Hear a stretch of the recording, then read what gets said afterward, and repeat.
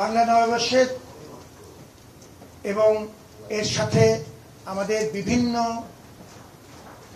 বৈচিত্র্যপূর্ণ নৃগোষ্ঠীর নববর্ষের এই মহেন্দ্রক্ষণে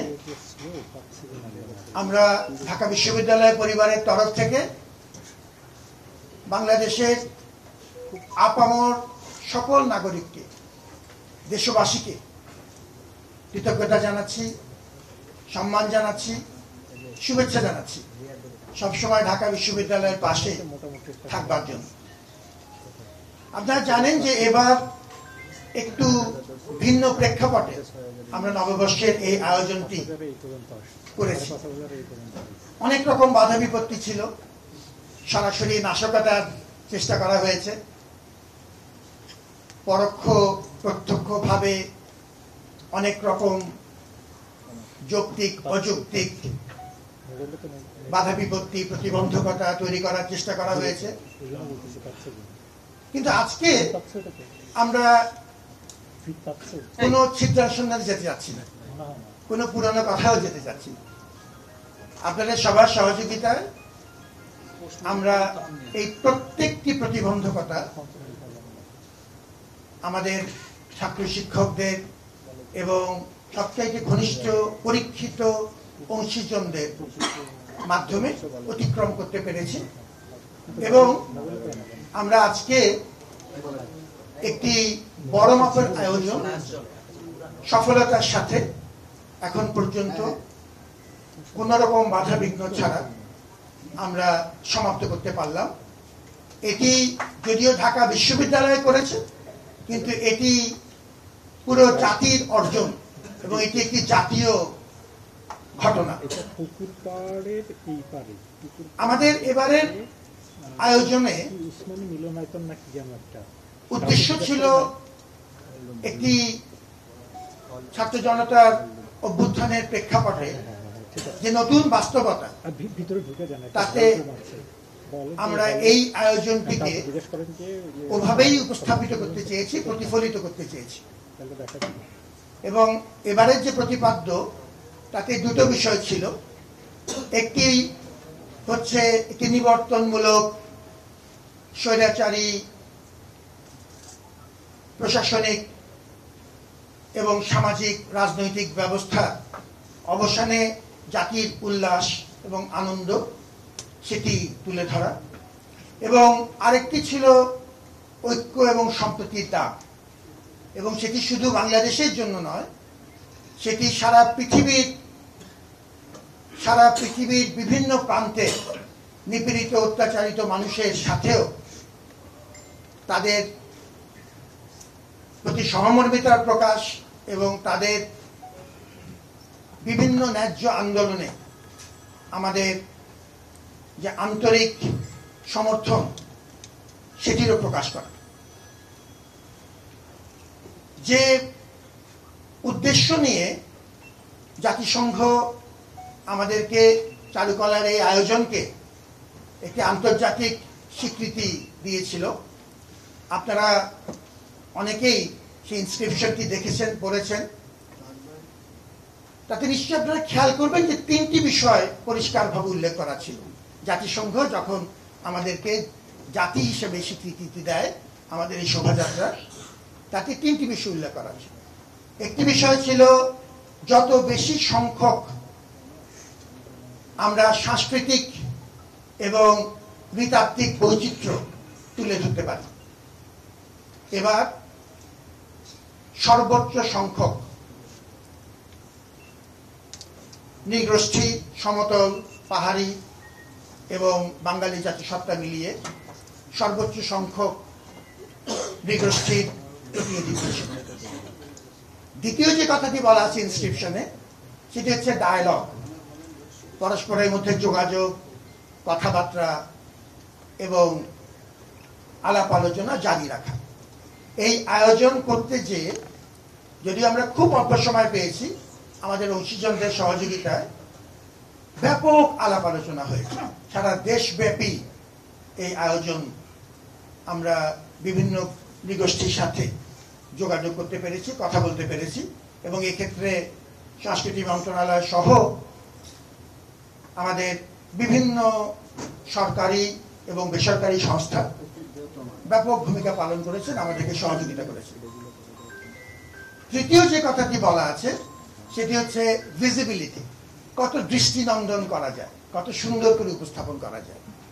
আপনারা নিজেরা সাংবাদিক হিসেবে সাক্ষী যে এবার সবচাইতে বর্ণাঢ্য, সবচাইতে বৈচিত্র্যপূর্ণ, সবচাইতে ওই অর্থে যদি বলি জাঁকজমকপূর্ণ আয়োজন হয়েছে। এবং আমি সাধারণত বাগাড়ম্বর পছন্দ করি না, কোনো প্রয়োজনে নেই।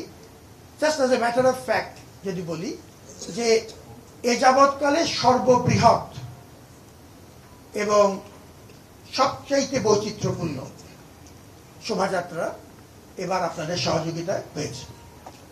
সবকিছু নিখুঁত ছিল দাবি করছি না, কিন্তু বড় দাগে আমরা একরকম সফলভাবে এই ব্যাপক আয়োজন জনগণকে সাথে নিয়ে সমাপ্ত করেছি। গভীর আগ্রহের সাথে মানুষ আমাদের ডাকে সাড়া দিয়ে এসছেন এবং আমরা এর থেকে এত বড় মাপের আয়োজনটা আমরা আগে করিনি। এর থেকে ভবিষ্যতে আরো শিক্ষা নেব, আরো উত্তরোত্তর আরো ভালো করার চেষ্টা করব। এবার আমার কিছু বিশ্ববিদ্যালয়ের আমার সহকর্মীদের তরফ থেকে কিছু কৃতজ্ঞতা এবং ঋণ স্বীকার করা প্রয়োজন, ঋণ স্বীকার করা একান্তই প্রয়োজন।